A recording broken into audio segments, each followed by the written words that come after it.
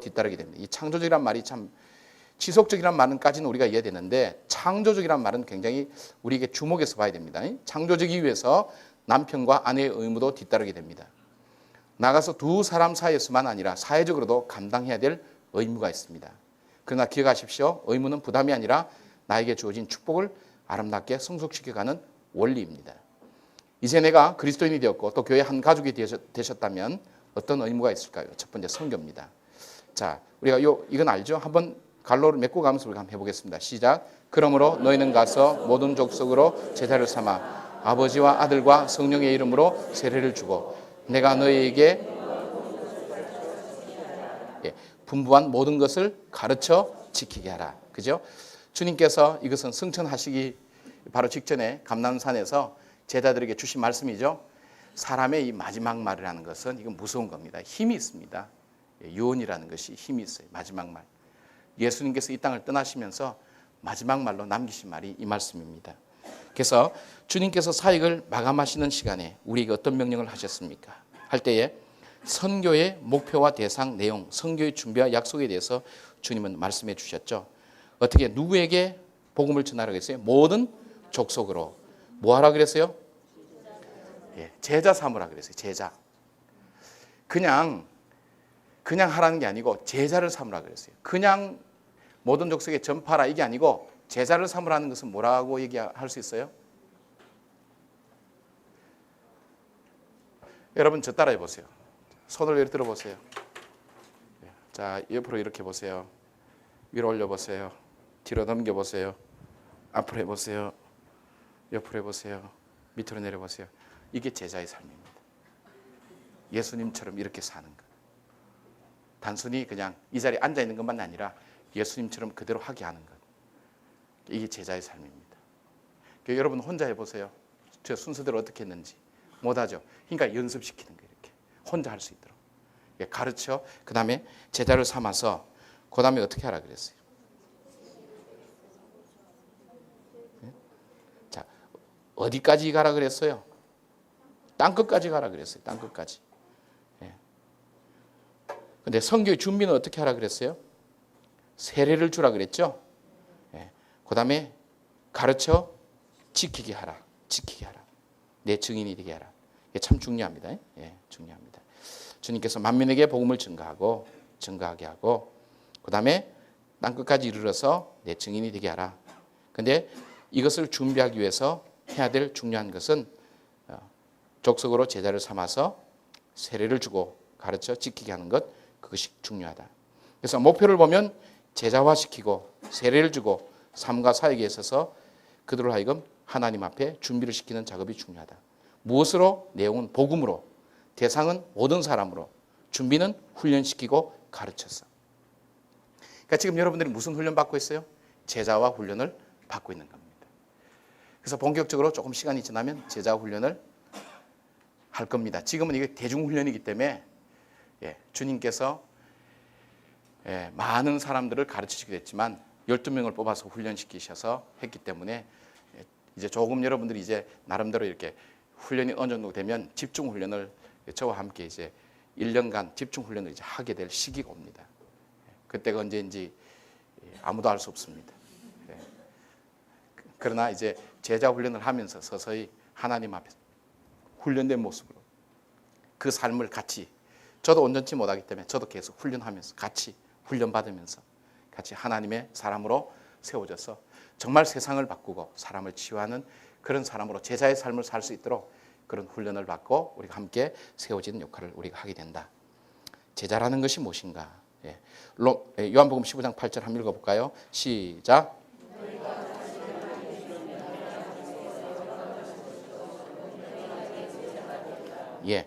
여기서 주님이 말씀하신 제자는 뭐예요? 과실을 많이 맺는 사람. 누구의 과실이죠? 나의 과실? 대답을 잘 못하시네요. 안 찾아오면 잘 몰라요. 자, 과실을 많이 맺으면 내 제자가 되리라 그랬죠? 누구의 과실을 많이 맺으면? 확실하게 해요. 누구의 과실?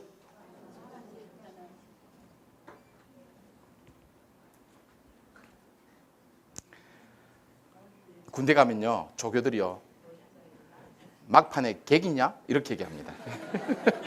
오랜만에 들어보시죠? 완전 막판에 개기는 것 같아요, 여러분들. 배째라 이게 오늘 어떻게 된지 뭐 졸업은 시키겠지 이 뜻인데, 얘기를 해봐요. 누구의 열매를 맺어야 돼요? 나의 열매요? 주님의 열매를 맺어야 돼요. 내 열매 맺으면 썩을 열매밖에 못 맺어. 내가 주님의 열매를 맺기 위해서 내가 어떻게 해야 돼요? 포도나무 가지인 내가 줄기에 붙어야 돼. 그래야 이 포도나무의 열매를 맺지. 나는 뭐예요? 열매를 맺지 못하는 이 잘못된 이 돌감람나무의 열매란 말이에요. 그게 붙어야 이 가지에 포도나무를 맺는단 말이에요. 그러니까 내 열매가 아니라 주님의 열매를 맺어야, 많이 맺어야 주님의 제자가 된다는 거예요. 내 열매 맺으면 내 제자지. 그래서 교회는 목사들이요, 자기 제자 만들면 그건 교주입니다. 저는 가르쳐주는 사람이지 가르쳐주는 사람보다는 가르쳐주는 사람입니다. 가르쳐주기 위해서 가르쳐주는 것입니다. 굉장히 헷갈리죠? 예수님이 저기 계시고 예수님은 저런 분이라고 가르쳐주는 분이에요.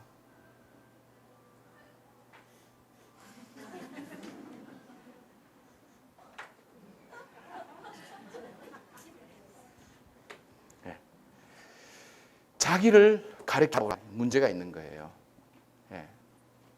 저도 이렇게 그러니까 목사님의 사람을 만드셔야 동안교회는 롱런할 수가 있습니다. 장로님 중에도 목사님의 사람을 만드시고 권사님 중에도 집사님 중에도 목사님 자다가 전화해도 달려올 수 있는 목사님의 사람을 만드십시오. 저는 단연코 노 했습니다. 제가 바르게 주의를 할 때 그때 순종하고 따라올 수 있는 사람이면 저는 족합니다. 제가 잘못할 때는 그때는 목사님 그거 아닙니다 얘기해 주신 사람이 서로가 안 망하는 길이지. 예. 그래서 제가 제 사람 그거 안 한다고 해서 너무 서운하게 생각하지 마십시오. 하나님의 사람으로만 서시고 저를 도와주지 마시고 제가 주님의 뜻에 바로 서서 갈 때 그때는 적극적으로 도와주시고 기도해 주시고. 이게 이상적인 말 같지만 인간적으로는 서운한 말입니다. 어떻게 보면. 그러나 그것은 제가 저 자신과의 싸움에서 이겨야 되는 싸움입니다. 그래야 교회가 건강해집니다. 근데 이 싸움이 만만찮아요. 제 사람 만들고 싶은 생각 참 많죠. 편하거든. 무조건 지지라는 것은 인간이 가장 편히 쉴 수 있는 공간입니다. 무조건 동정받고 싶고 무조건 지지받고 싶고 그러나 그것이 하나님 편에서 볼 때 건강한 것이 아니라.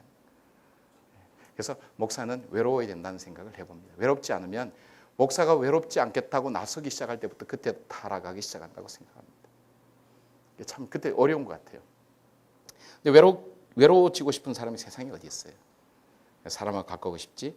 그러니까 이런 부분들이 굉장히, 그래서 자기 열매가 아니라 주님의 열매가 맺혀져야 돼요. 나를 따른 사람이 몇 명 되고 내 계파에 몇 명 되고 내 뒤에 줄 서 있는 사람이 몇 명 되고 이거 잘못된 거예요.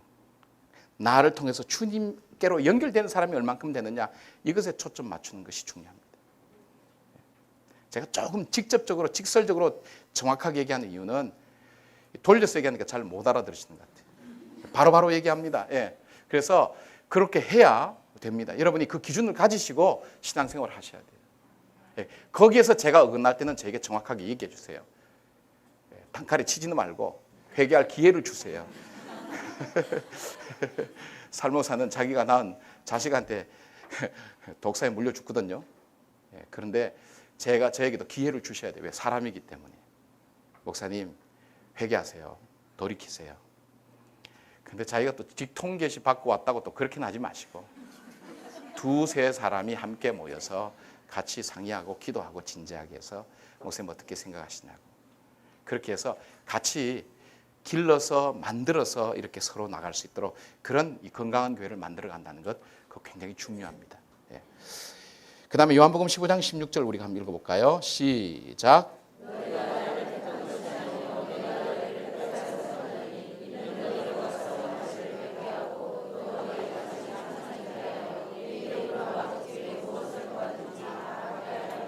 예, 그죠? 제자는 뭐냐? 하나님과 아버지와 함께 관계가 늘 되어져 있다는 사실. 그죠? 하나님께서 우리를 택하셨다는 사실. 자, 3번 제자 삼는다는 말의 의미가 무엇입니까? 자, 에베소서 4장 11절부터 16절까지인데 하면 길고요. 그 밑에 글 우리가 같이 읽어보십시다. 시작.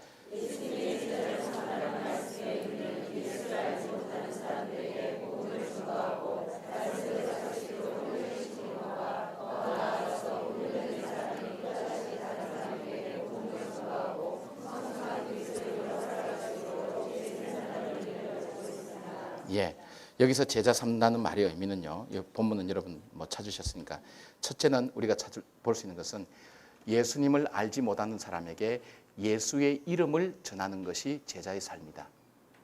그러니까 우리가 전도의 중요성이죠, 그죠? 예수의 이름을 듣지도 보지도 못한 사람들. 이게 구라파 교회에서의 전도의 개념하고요, 이 아시아권에 있는 그 나라에서의 전도의 개념은 다릅니다. 구라파에 있는 그 나라는 기독교 국가이기 때문에 태어나면서부터 그들이 종교라는 것, 기독교라는 걸 접하기 때문에 전도라는 개념이 별로 그들에게는 의미가 없습니다. 이미 다 듣기 때문에. 이 개념은 우리가 이 구분을 해야 돼요. 저들이 말하는 전도와 이 아시아권, 이 불교 문화나 유교 문화권에서의 전도는 개념이 조금 다른데 우리가 이 해석을 잘 해야 됩니다. 그래서 우리가 이걸 좀 분리하면 우리가 말하는 이 전도의 개념은 주님을 알지 못하는, 예수 그리스도의 이름을 들어보지 못한 사람에게 복음을 전하는, 예수 이름을 전하는 것 자체가 전도다. 제자의 삶이다.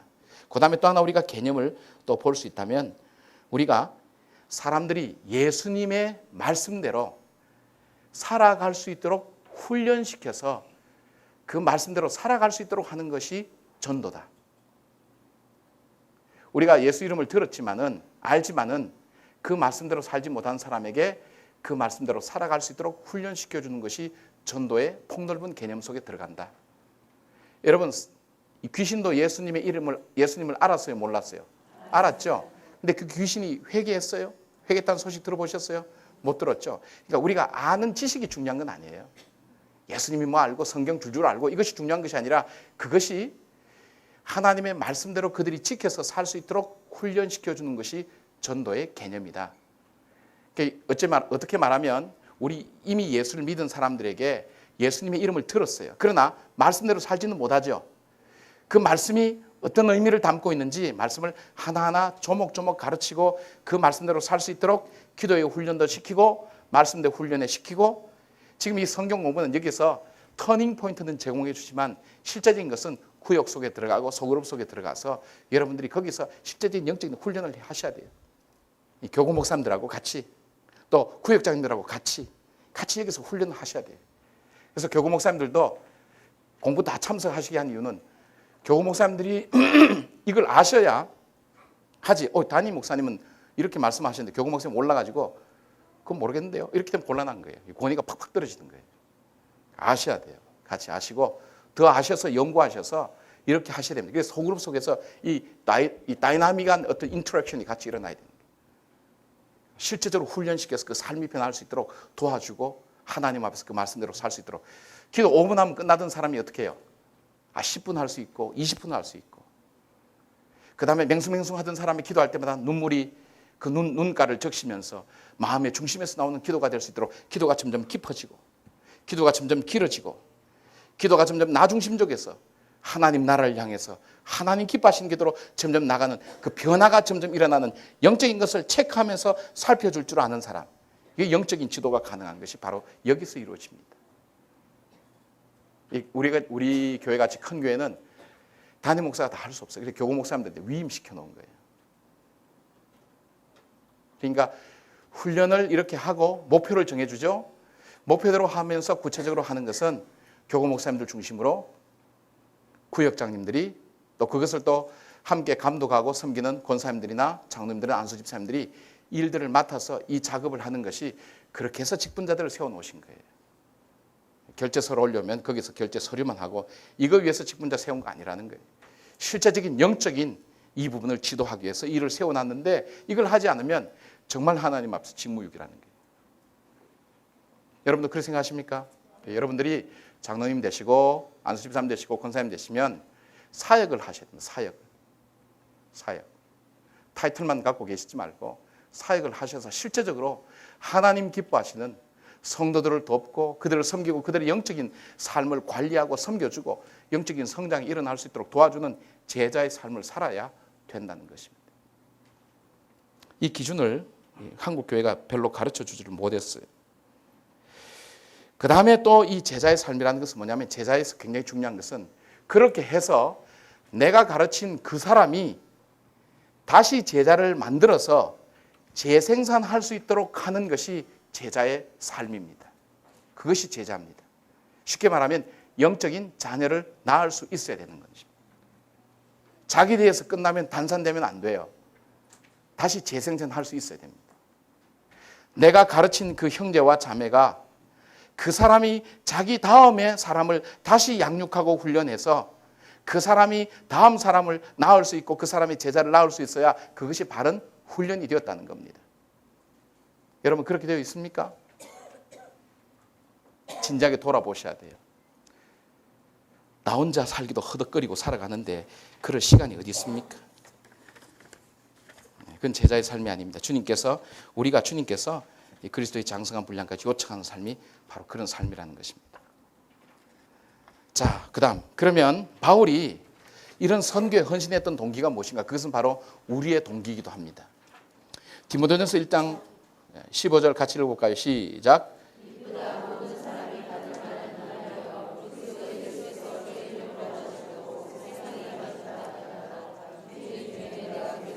예, 바울이 선교에 헌신했던 동기는 뭐냐면 나는 죄인 중에 괴수라는 것을 그는 깨달았다는 거예요. 여러분 죄인 중에는 두 가지 종류의 죄인이 있어요. 내가 죄인이라는 사실을 아는 죄인이 있고 내가 죄인이라는 사실을 모르는 죄인이 있습니다. 내가 죄인이라는 사실을 아는 것과 모르는 것은 행동과 자세에 큰 차이를 낳습니다. 목표에 큰 차이를 낳습니다. 내가 죄인이라는 사실을 아는 죄인은 그 삶에 있어서 분명한 질적인 차이가 나타납니다. 바울은 자기가 당당하고 굉장한 존재인 줄 알았는데 그 하나님의 은혜를 알고 난 다음에 자기가 죄인 중에 괴수라는 것을 그가 깨달았습니다. 그런 자기를 구속하여 주신 그 하나님께 빚진 자의 심정을 가지고 그는 이 선교, 나와 같은 죄인을 구속하신 그 주님, 오늘 이 땅에 나처럼 주님을 알지 못하고 죄 가운데 죽어가는 저들을 내가 주님께서 나를 사랑하신 것처럼 오늘 그 사랑하시는 그 주님께서 나에게 요청하시는 것이 뭐냐? 너처럼 죽어가는 저들을 구원하라는 그 주님의 음성 앞에 내가 순종하고 복종하는 그 은혜를 갚기 위해서 그 은혜에 대한 감사로 그 주인이 가장 원하는 것을 행해드리는 것입니다. 어떤 아이가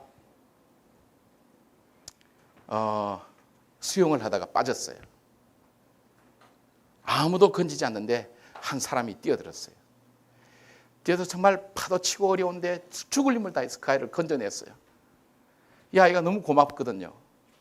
아저씨 너무 고마워요. 어떻게 은혜를 갚죠? 아저씨 주소 좀 가르쳐 주세요. 제가 저희 부모님께 말씀드려서 저희 부모님이요 사는 것 제법 괜찮거든요. 아저씨에게 적어도 집 한 채는 사드릴 수 있어요. 제가 어떻게 하든 해드릴게요. 아저씨 너무 감사해요. 너무 감사해요. 어떻게 하면 은혜를 갚을까요? 그러니까 이 아저씨가 아니야 괜찮아. 그러나 한 가지만 기억하렴. 네가 정말 내가 생명을 걸고 너를 구할 만한 존재 가치가 있는 그러한 사람이라는 것을 네 삶으로 증명해 보여주지 않으렴. 내가 내 생명을 걸고 너를 정말 구할 만한 가치가 있는 사람이라는 것을 앞으로의 네 삶을 통해서 증명해 보여주렴. 여러분 이것은 굉장히 무서운 말입니다. 중요한 말입니다. 어쩌면 주님께서 오늘 우리에게 요청하시고 있는 말씀이 그 말씀이 아닐까요? 내가 내 아들을 너를 위해서 가치 없는 너를 위해서 내 아들을 죽이기까지 나의 아버지 어찌하여 나를 버리셨나이까? 그 주님께서 그 아들의 음성까지 외면하시면서 나를 살리기 위해서 그 아들을 죽이셨다면 그 주님께서 오늘 우리에게 요청하시는 게 뭘까요? 내가 내 아들을 죽이기까지 정말 너를 구원할 만한 존재였다는 사실을 너 삶을 통해서 정말 너를 구원할 가치가 있는 존재였다는 것을 너 삶을 통해서 나에게 보여줄 수 없겠니? 주님이 물으시는 그 질문 앞에 오늘 우리의 삶이 어떻게 변해야 될까요? 여러분이 큰 은혜를 받은 사람이 어려움 좀 온다고 쉽게 낙심할까요? 큰 은혜를 받은 사람이 조금 힘들다고 그냥 지쳐서 나가 떨어질까요? 큰 은혜를 받은 사람이 조금 힘들다고 실망하고 절망하고 상처받고 포기하고 뒤로 자빠지고 스스로 목숨 끊고 그렇게 할까요? 그럴 수가 없죠. 손양원 목사님 두 아들을 죽였던 이 사람 사랑의 원자탄 영화를 보니까 너무너무 괴로우니까 자기가 죽고 싶은데 사랑의 빚을 지니까 죽지도 못하더라고요. 자기 목숨도 자기 마음대로 못해. 왜? 자기 게 아니니까. 여러분, 너희는 너희 것이 아니라 너희 속에 들어가 계신 예수 그리스도의 것이라. 이제는 내가 사는 것이 아니라 내 속에 들어와 계신 예수 그리스도께서 사신 것이라. 바울의 이 고백은 자기가 어떤 고통 앞에서도 자기 스스로 목숨을 끊을 수도 없었어요. 포기할 수도 없었어요. 주께서 내게 주신 그 사랑, 그 사랑이 내게 있기 때문에 그는 포기할 수 없는 삶이 됐습니다. 그래서 선교에 헌신할 수밖에 없었습니다. 여러분 속에 이 감사가 있습니까? 이 확신이 있습니까? 이 기쁨이 있습니까? 이 감격이 있습니까? 이 도전이 있습니까? 주님의 이 부르심이 있습니까? 조그만 일 앞에, 조그만 조건의 변화 앞에, 조그만 문제의 부닥침 앞에 우리는 마치 그 주님의 모든 것을 잃어버린 것처럼 낙심하고 절망하는 얄팍한 우리의 믿음들, 생각들,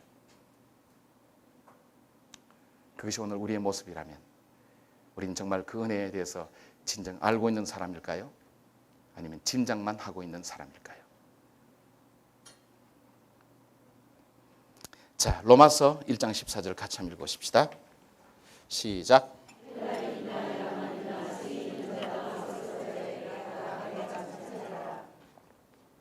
여러분, 여기 헬라인이나 야만이나 지혜 있는 자나 어리석은 자나 이것은 굉장히 파격적인 얘기입니다. 야만인이나 어리석은 자나 인간 취급을 안 했던 사람들입니다. 그런데 그들에게도 바울은 자기가 빚진 자라 그랬어요. 왜? 하나님 앞에서 자기를 들여다볼 때 자기는 그런 존재가 되지 못하기 때문에 그렇습니다. 자, 고린도후서 5장 13절부터 15절 같이 읽어볼까요? 시작.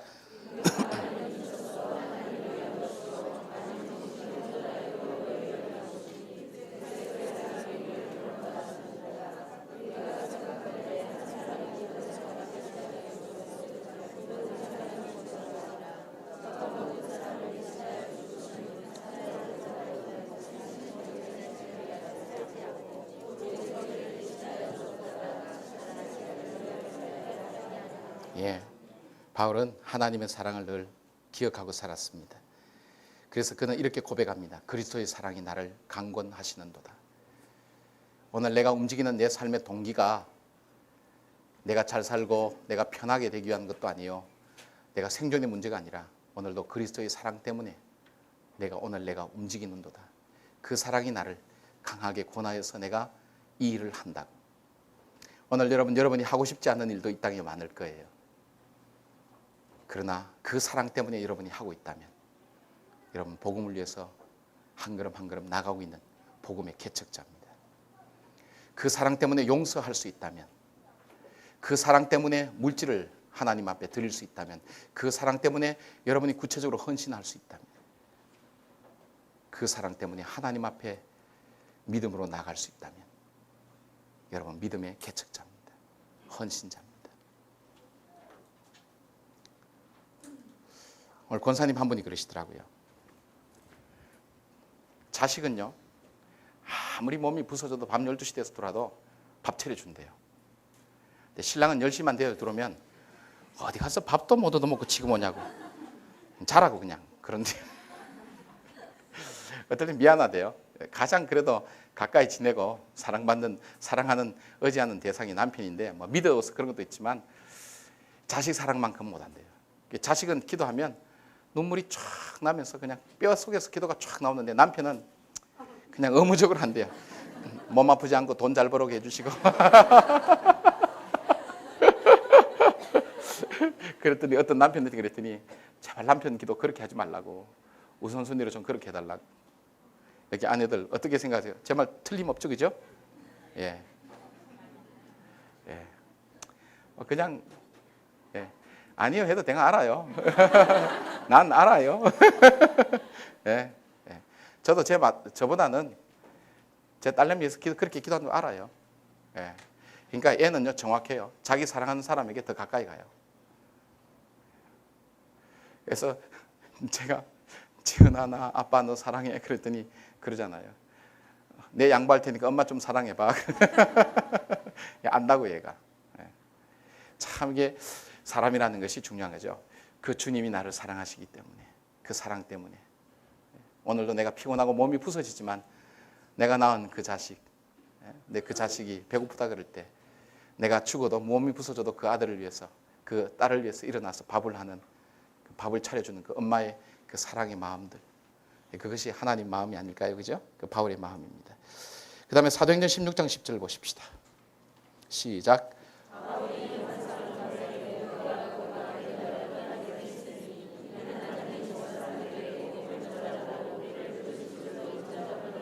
이것은 사도 바울이 복음에 헌신했던 동기 중에는 하나님 말씀에 대한 순종입니다. 하나님 말씀에 대한 순종. 자기 뜻에 따라서 하지 않았어요. 자기 판단대로 하지 않았어요. 주의 말씀이 자기에게 임하면 그 말씀대로 자기를 쳐서 복종시켰습니다.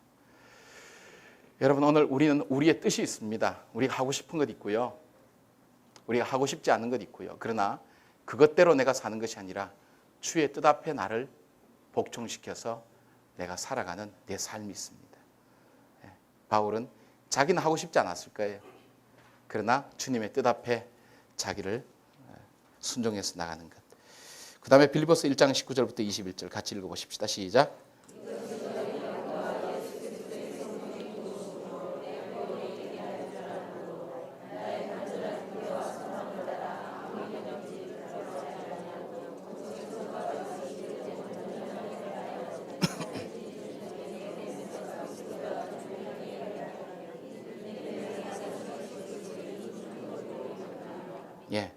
하나님의 영광을 위해서, 너희가 먹든지 마시든지 무엇을 하든지 하나님의 영광을 위해서 살라고 바울은 그렇게 우리에게 말씀하고 있죠. 먹든지 마시든지 무엇을 하든지 하나님의 영광을 위해서.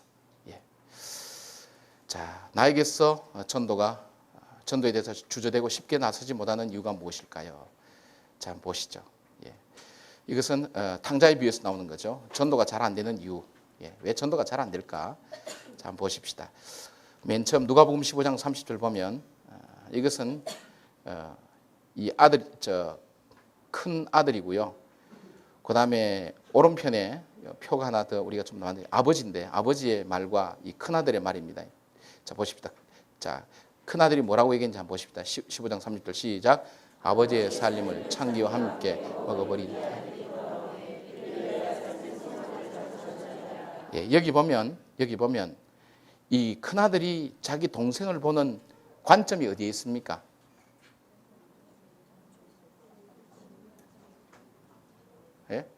큰아들이 자기 동생을 어떤 관점에서 봐요?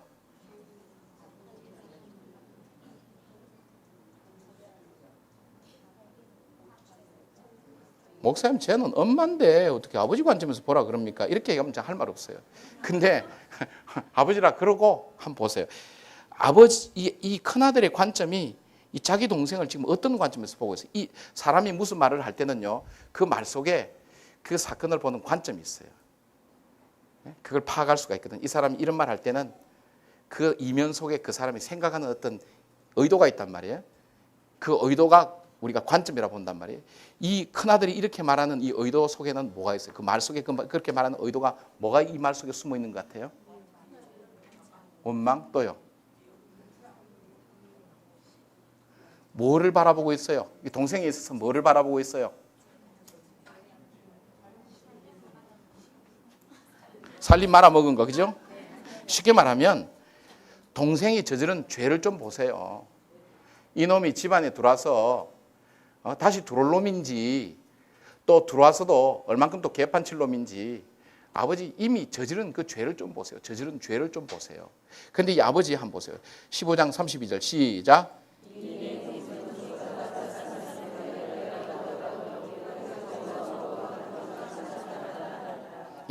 아버지는 어떻게 봤어요, 이 아들을? 사랑으로 하면 교회에서 무슨 질문하든지 사랑하면 80점은 받지. 그렇게 말고 정확하게.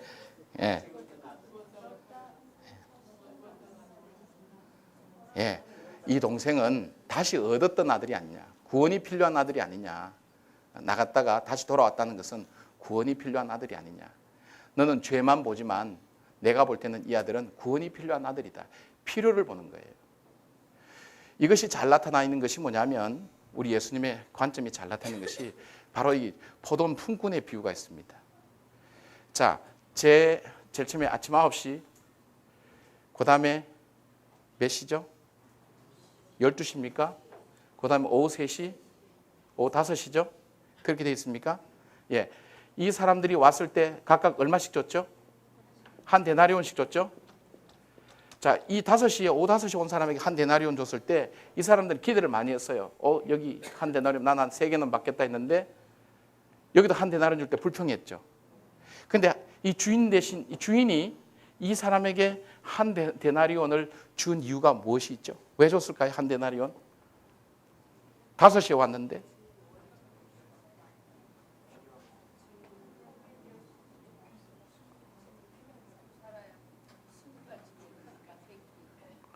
그 당시에 가족들이 하루에 먹고 살기 위해서 생활하는 비용은 한 데나리온이 필요했기 때문입니다.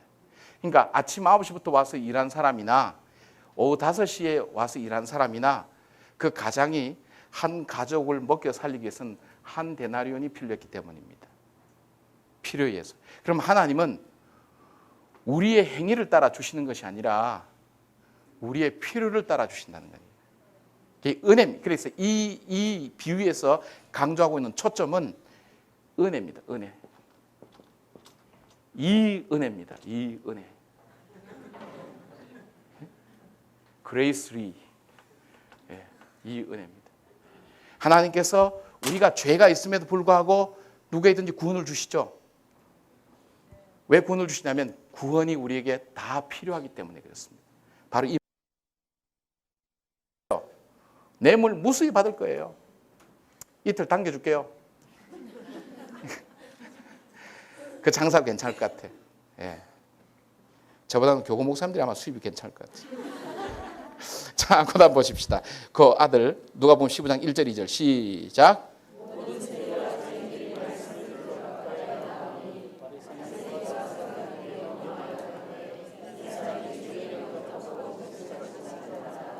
예. 자, 여기 볼 때 예수님에 대한 거 보십시다. 여기 바로 이 말씀은 바로 예수님께서 이 바리새인과 이 죄인들에 대한 그 관점에 대한 구원의 대상에 대한 주님에 대한 관점에 대한 얘기를 하고 있습니다. 그 다음에 누가복음 18장 9절부터 12절 시작.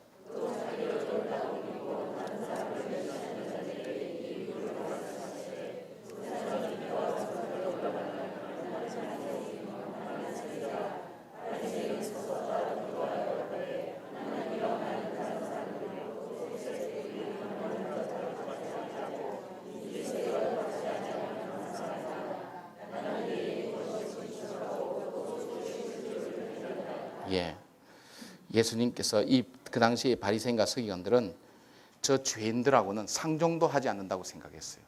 저들에게는 구원이 필요 없다고 생각했어요. 저들에게는 구원이라는 게 뭐 있을 수 없다. 그러나 주님께서 보신 것은 죄인들에게 구원이 필요하다고 주님 보신 거예요. 죄인들에게. 그러면 우리들이 구원을 전도를 하지 못하는 많은 이유가 뭘까요? 무관심도 있지만은 뭐예요?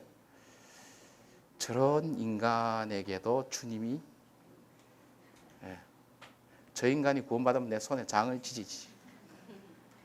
그런 경우도 우리들 속에 그런 편견들이 많다는 거예요.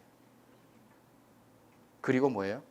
우리가 그 사람에게 구원이 필요한 존재라는 의식이 우리들 속에 없다는 거예요.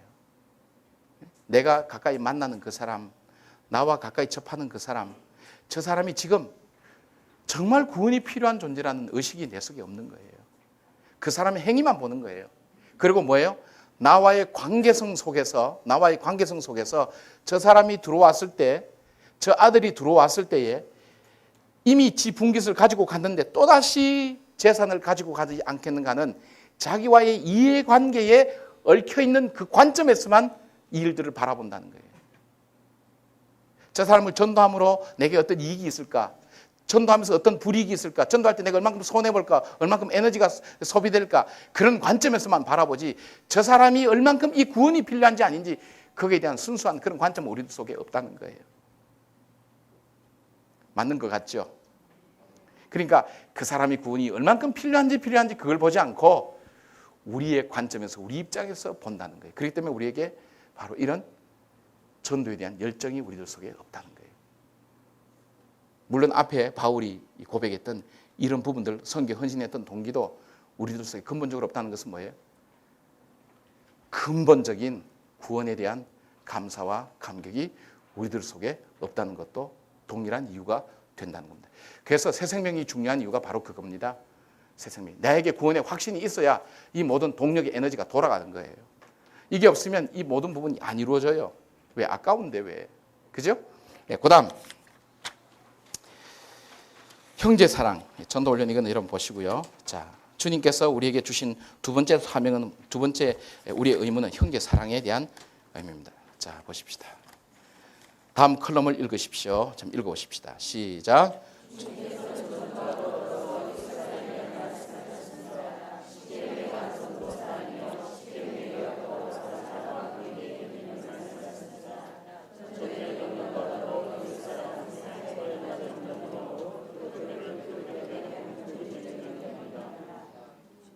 예. 주님은 그 위에도요.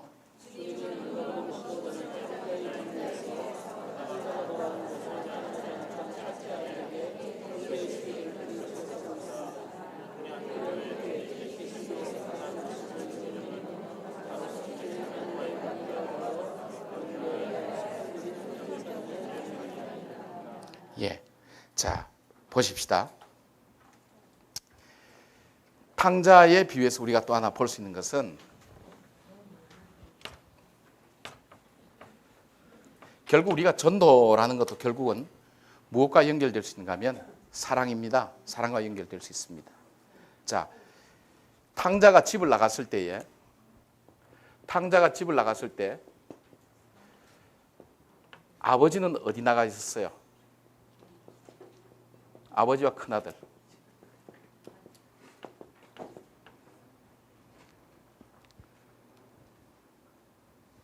아버지는 어디 나가 있었죠? 대문 밖에 있었죠? 대문 밖. 왜? 날씨가 오늘 너무 더워서 밖에서 찬바람 쐬러 나가 있었죠? 아들은요? 일하러 가고 있었죠? 무엇을 의미합니까? 아버지의 관심은 어디 있었어요? 이 큰아들의 관심은요? 재산. 자, 그러면 이 아들이 사랑한 것은 재산이죠. 자, 보십시다. 이 아버지와 아들의 관계에 있어서요. 아버지와 아들의 관계에 있어서 이 아버지가 가장 가슴 아파하고 가장 힘들어하고 가장 고통스러워하고 가장 원하는 것, 그것이 뭘까요? 예? 그렇죠.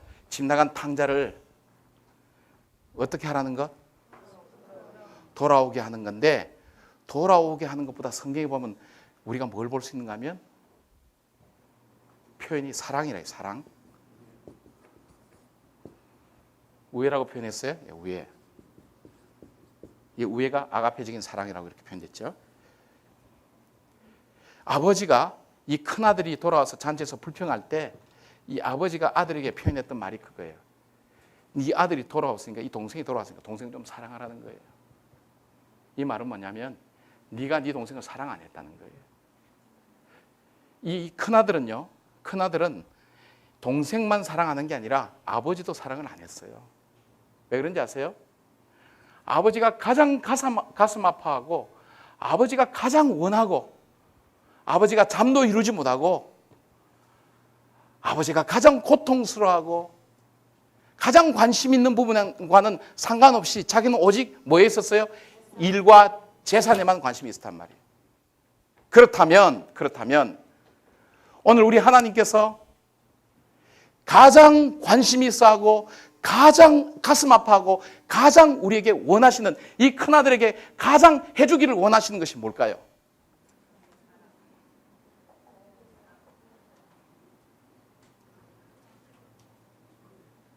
뭔 것 같아요? 예? 확실하게 얘기해 봐요. 아니, 그보다 더 정확하게. 동생 좀 찾아보라는 거 아니겠어요? 맞아요? 동생 좀 찾아봐라. 그러면 그 다음에 동생 찾아봤으면 두 번째는 나간 동생이 안 나가도록 어떻게 하라? 사랑하라. 그것이 아버지가 원하는 거란 말이에요. 여러분, 오늘 우리 주님께서 오늘 우리가 주님을 사랑한다고 얘기해요. 그러지만 우리의 사랑이 뭡니까? 내가 관심 있는 부분에 내가 사랑하고 있는지, 나를 위해서 죽으시고 나를 위해서 사랑하신 그 하나님이 가장 관심을 가지시고 가장 애타게 생각하시고 가장 가슴 아프게 생각하시고 가장 힘들어하시고 가장 괴로워하시고 가장 잠을 이루시지 못하는, 집을 나간 탕자, 어디서 굶주려 죽을지 모르는, 복음이 없이는 목 잡는 양처럼 유리하고 방황하는 저들이 어디에서 방황하는지 모르는 저들에게 관심을 가지고 저들이 돌아올 수 있도록, 저들에게 복음을 증거하고 저들을 찾아오도록 관심을 촉구하는 그 아버지의 마음을 알면도 불구하고 자기 일에만 관심이 있는, 자기의 부와 자기의 생각과 자기 안락과 자기의 만족에만 관심이 있는 그 아들이 정말 사랑하는 사람이냐. 그리고 그 아들이 탕자가 돌아왔는데, 쉽게 말하면 새신자가 돌아왔는데, 새로운 식구들이 교회에 돌아왔는데, 그 식구들이 교회 안에서 그리스도의 사랑을 가지고 정착하고 믿음 안에서 아름답게 자랄 수 있도록 그들을 사랑하라고 말씀하시는 주님의 사랑과는 상관없이 나는 이 교회 10년째 나오고 있는데 창립 멤버인데 그렇게 버티고 있어서 그들에게 무관심하고 내팽개치는 것이 하나님이 정말 원하신 뜻이냐 이거예요.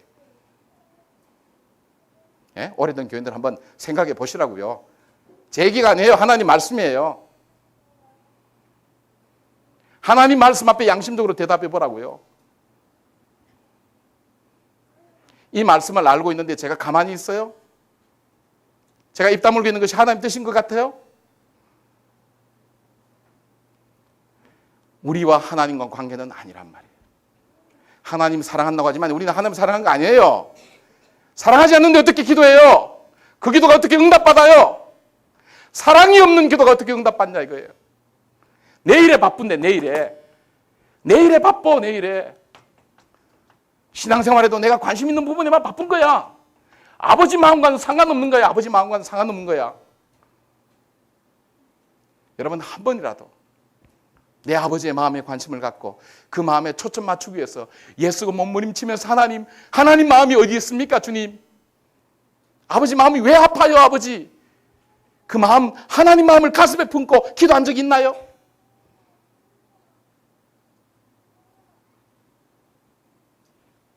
하나님께서 먼저 큰아들의 위치를 주시고 일을 주셨다면 그 아버지께서 이제는 이 아들이 나가지 않도록 그 아들을 돌아보고 사랑하라는 그 사랑의 메시지 앞에 소를 잡았다고, 목사님은 새신자에게 관심이 너무 많다고, 우리는 버려둔다고. 정말 그럴까요 제가? 저는 어떤 전제가 있을까요? 이미 너는 내 아들이 아니냐, 이미 너는 나와 함께 있지 않았느냐. 이미 기존 신자는 이미 전제를 하고 들어가는 거예요. 이미 중직자는 전제를 하고 들어가는 거예요. 나와 같은 심정이 아니겠는가. 근데 그게 아니더라니까요. 거기서 제가 충격받은 거예요. 똑같더라니까요. 우리가 회복해야 될 게 바로 이겁니다. 아버지의 마음을 우리가 찾아야 돼요. 회복해야 됩니다. 이 말씀을 들으면서 여러분 가슴이 저며야 돼요. 이 가슴이 안 저미면 우리 마음 죽은 거예요 지금. 우리 교육자들도 마찬가지예요.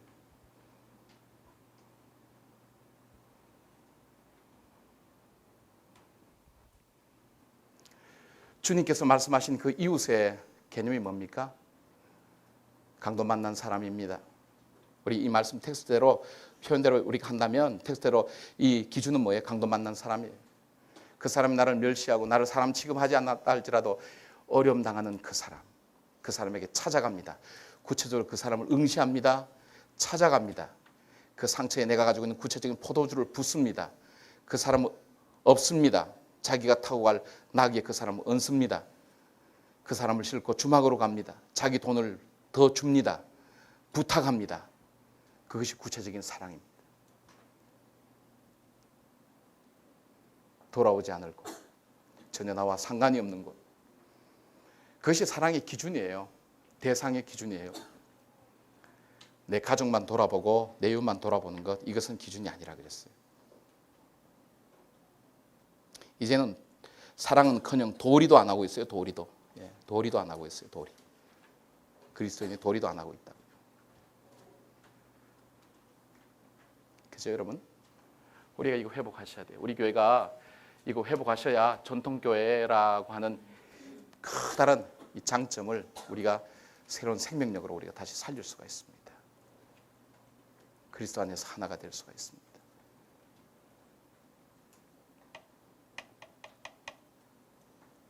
자, 그 다음 하나님께 드린 헌금이 있습니다. 자, 누가 한번 읽어보시죠. 컬럼 누가 한번 읽어봐 주시길 바랍니다.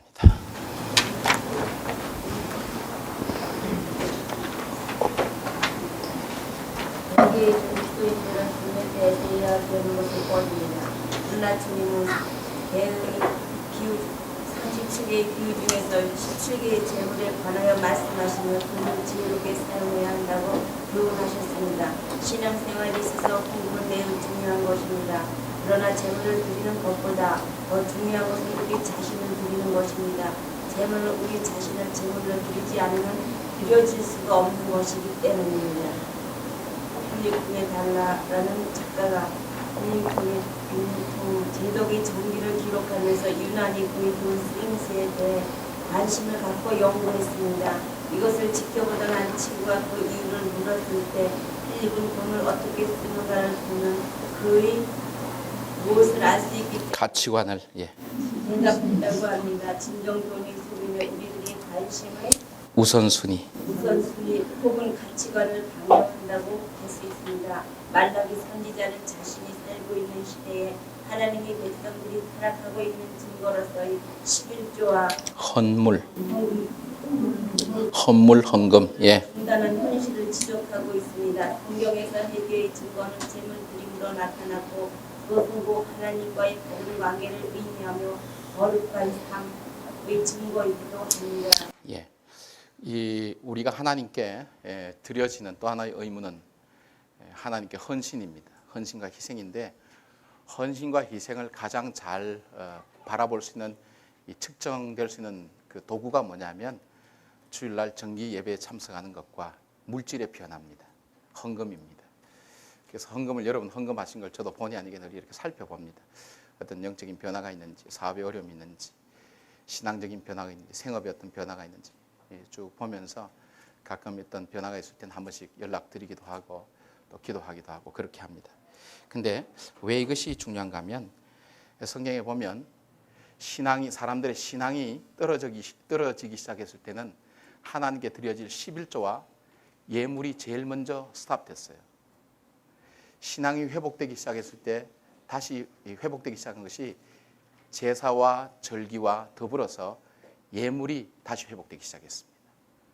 그래서 물질 자체가 중요한 것이 아니라 이 물질이 신앙을 나타내는 중요한 척도로서 가장 성경에 많이 드러나고 나타나기 때문에 예수님께서도 물질을 가지고 상당히 많은 거의 여기는 37 중에 17개라고 그랬는데 어떤 책에 보면 그 60%가 재물에 대한 이야기를 하고 있습니다.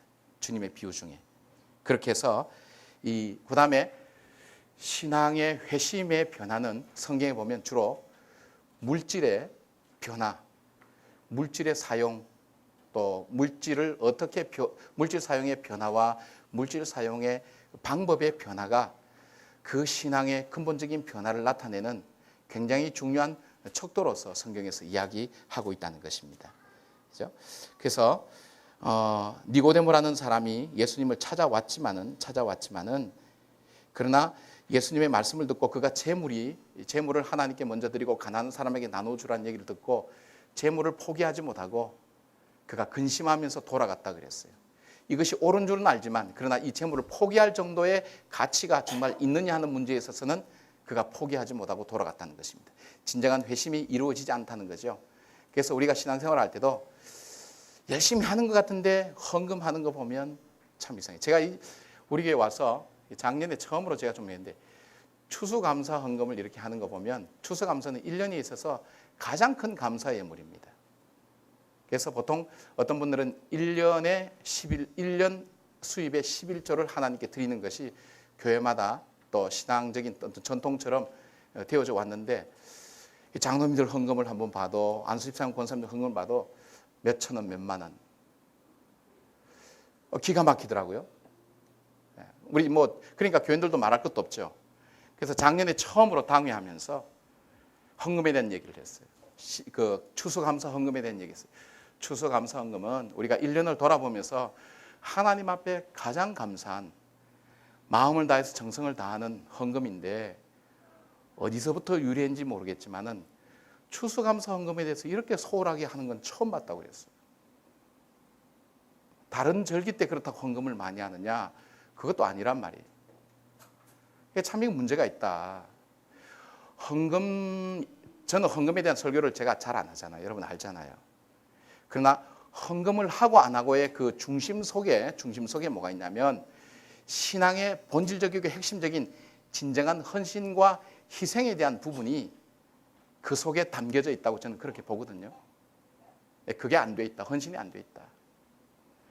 그러나 온전한 신앙은 아니다. 온전한 희생과 헌신은 아니다. 그렇게 판단되어진다는 거예요. 왜냐하면 이건 성경적이라는 거예요. 성경적이라는 거예요. 그래서 주님께서 말씀하실 때에 우리에게 있어서 굉장히 중요한 것은 영적인 면에서 가장 우리가 중요한 부분이 물질의 희생. 그래서 성경은 우리가 물질과 하나님과 겸하여 섬길 수 없다 그랬어요. 그만큼 이 물질이라는 것이 이 맴몬이라고 하는 것이 파워풀한 힘을 가지고 있습니다. 맴몬이라고 하는 것은 물질 명사가 아니고 이 사람의 인격을 나타내는 명사입니다. 그러니까 물질 명사를 써야 되는데 이걸 사람의 이 인칭을 나타내는 인칭 명사로 쓴 이유 중에 하나는 이 맴몬이라고 하는 것은 인격을 가지고 있다는 거예요. 물질이지만 비록 여러분 인격체는 사람에게 힘을 주기도 하고 용기를 주기도 하고 슬픔을 주기도 하고 그 다음에 기쁨을 주기도 합니다. 물질이 우리에게 용기를 주기도 하고 기쁨을 주기도 하고 힘을 주기도 합니다. 그래서 이 물질과 하나님을 겸하여 섬길 수 없다는 얘기는 물질과 하나님이 거의 대등할 정도로 우리에게는 크게 부각되어 있다는 거예요. 이게 굉장히 팽팽하다는 거예요. 팽팽하다. 그래서 물질을 통해서 하나님께 나가는 바로 이 삶의 모습을 통해서 하나님께서 신앙의 모습도 보시고 그래서 구약에 보면 너희들이 전쟁에서 얻은 전리품을 다 없애라. 그것 가지고 테스트하기도 하잖아요. 그래서 사울 같은 왕은 어떻게 해요? 다 없애지 않고 좋은 것만 남겨놓고 하는 얘기가 뭐예요? 이 좋은 걸 왜 죽입니까? 주님께 드리기 위해서 우리는 따로 모았습니다. 그러나 하나님 그걸 죄로 여겼다 그랬잖아요. 하나님이 아니라고 할 때는 아니라고 할 줄 아는 버릴 줄 아는 것. 주님이 맞다고 할 때는 작은 것도 귀하게 여길 줄 아는 것. 물질에 대한 그런 부분에 대한 철저한 훈련을 시키는데 여러분 영적인 하나님 훈련시킬 때는요. 동전 하나도 마음대로 못 쓰게 만드는 훈련을 시키는 분들이 있더라고요. 내 것처럼 하지 못하도록 하나님께서 철저하게 그런 훈련을 시킬 때가 있더라고요. 그래서 물질의 훈련이 우리에게 굉장히 중요하다는 거예요. 내 것이 아니라는 것. 참 중요합니다. 이것이. 그래서 마음의 회심이 이루어졌던 삭개오도 제일 먼저 선언한 것이 뭐냐면 바로 그가 물질관에 대한 변화입니다. 삭개오에 있어서 물질은 단순히 돈이 아닙니다. 삭개오는 키가 작은 사람이면서 세리장이고 세리장이라면 그 당시에 무시와 멸시를 당한 사람입니다. 키가 작은 자기 컴플렉스가 있는 사람입니다. 이 모든 것을 메꾸어주고 대변할 수 있는 것은 그의 돈이었습니다. 자기를 대변해주는 이 모든 것을 버리겠다는 거예요. 다 버리겠다는 거예요. 왜요? 하나님의 말씀 앞에 주님이 내 삶 속에 들어올 때에 이것보다 더 가치 있는 것을 자기가 발견했다는 거예요. 주님이라는 거예요. 그 앞에 이걸 버린다는 거예요. 삶의 우선순위가 바뀌게 됩니다. 우선순위가. 여러분 신앙의 변화는 회심의 변화 중에 뚜렷한 것은 삶의 우선순위의 변화입니다. 그런 변화를 우리가 볼 수 있다. 그래서 11조 헌금은 우리가 몇 가지 바라볼 때에 11조 헌금의 특징 중에 하나는 우리가 이 속에는 신앙 고백이 담겨 있다. 11조의 헌금 속에는 회개의 의미가 담겨 있다.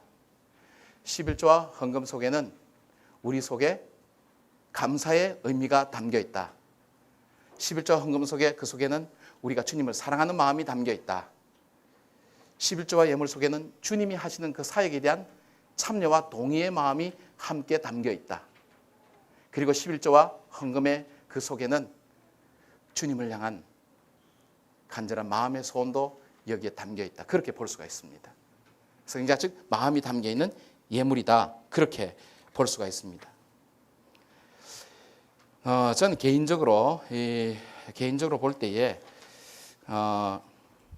제가 삶 속에서 제가 늘 뭐 잘하는 건 아니죠. 잘못하는 것도 많고 그럴 때는 가끔 제가 속죄 예물 일해서 헌금 드린다. 아마 이 재정부에 계신 분들은 혹시 그런 예물을 발견하실지 모르겠어요. 속죄 예물 이름 쓰지 않고 그냥 속죄 예물 해서 하나님 앞에 올려드립니다.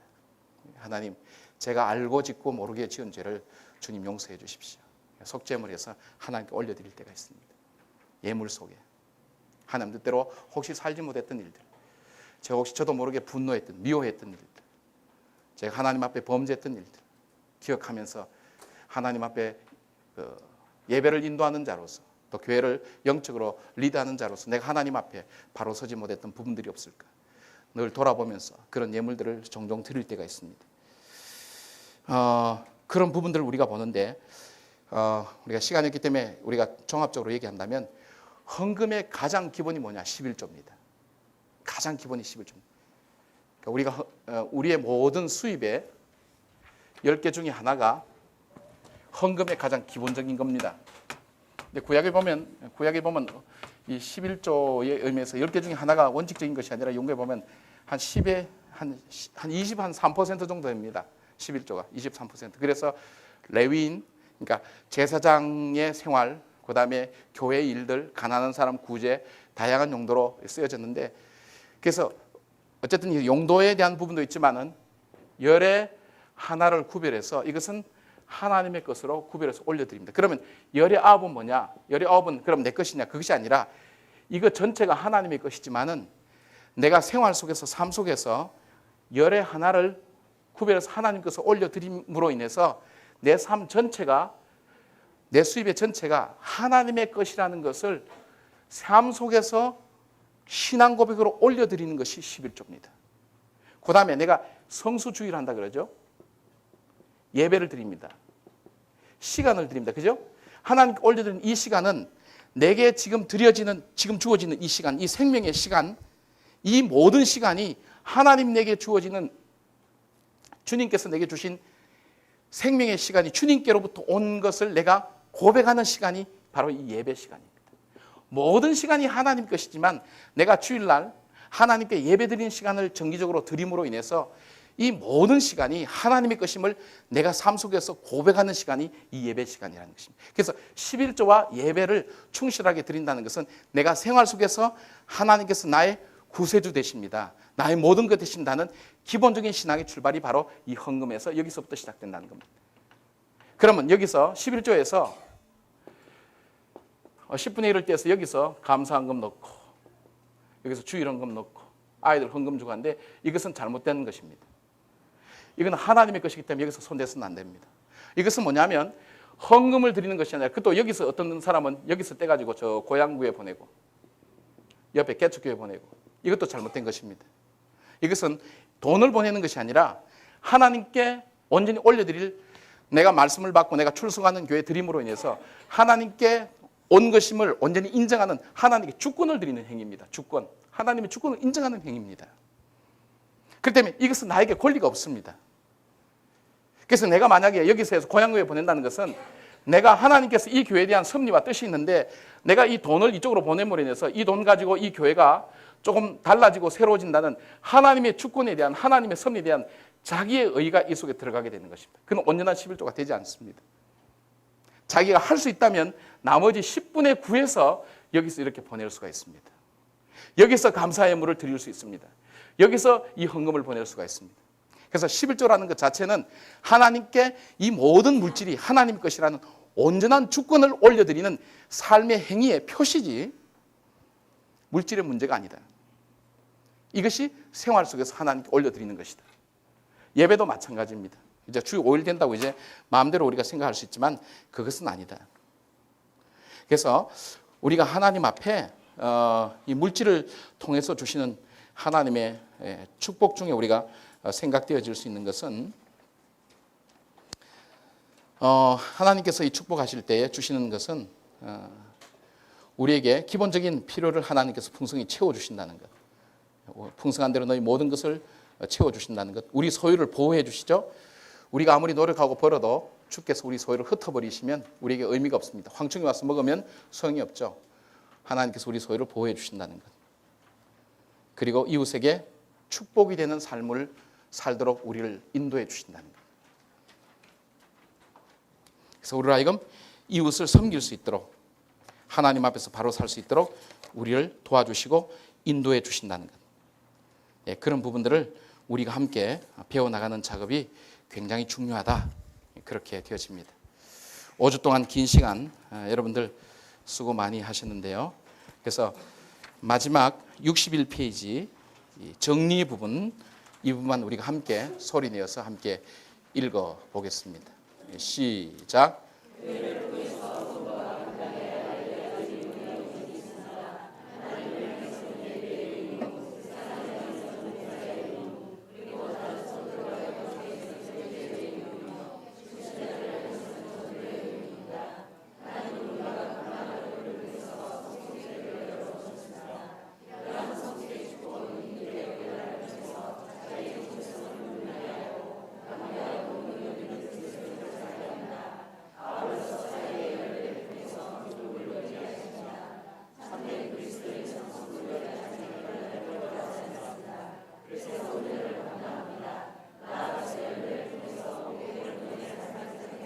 아멘. 예. 5가는요, 이 비전에 대한 부분은 비전 이 스쿨이라고 하는 한 5가에서 한 10과 그 사이에 교재가 곧 만들어집니다. 그때 1과에 포함될 내용인데 교재가 다시 만들어질 때 그때 이 1과를 가지고 여러분 만날 수 있을 것 같습니다. 우리 공부하는 가운데 아까 그 성경 읽으신 분이 누구시죠? 예, 수고 많이 하셨습니다. 예. 그냥 그 자리에 앉아 계십시오. 예, 수고 많이 하셨고요. 우리 과목 중에 가장 연세 많으신 분이 누구십니까? 지금 이 자리에 가장 여기 있습니까? 예, 우리 조정연 우리 예, 우리 권사님 권사님 아이고 참 그 자리에 계십시오. 예. 수고 많이 하셨습니다. 감사합니다. 예. 우리 스태프들이 아주 재치있네요. 이거 준비 다 하셨네요. 우리 유지연 우리 회장님, 최후 연소자입니다. 예, 고맙습니다.